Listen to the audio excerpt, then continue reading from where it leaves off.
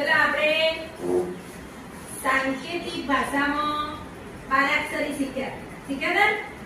તો આજે એ સાંકેતિક બારાક્ષરી ઉપરથી તમારે શબ્દો બનાવવાના. શું બનાવવાનું? શબ્દો.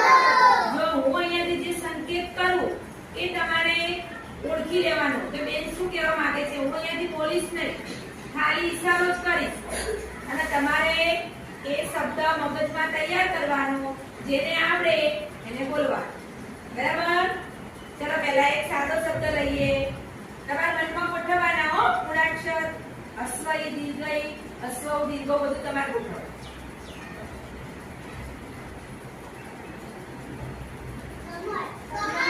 આંગળી ઊંચી કરવાની. બરાબર? જે આ હવે બીજો શબ્દ જેને આપણે એને આંગળી ઊંચી કરવાની.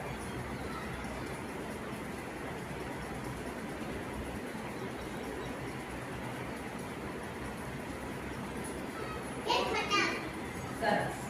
કયો શબ્દ બનાવ્યો? ખટારો.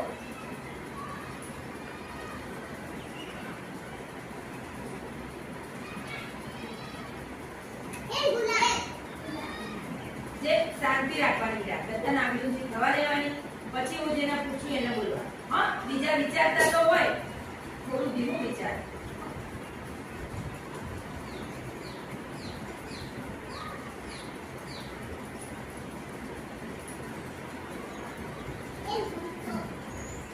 આવડે બેટા સરસ. બીજા બોલવા દે. હા,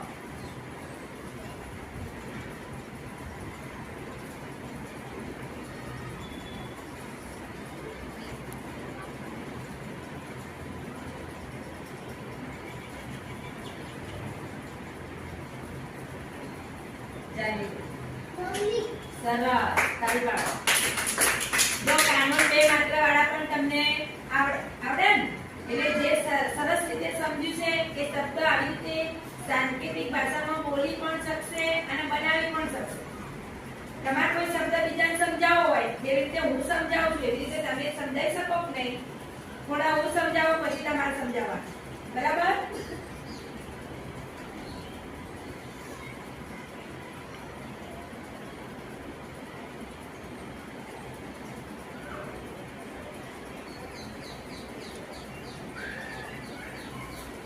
વિચારો, શાંતિથી વિચારો.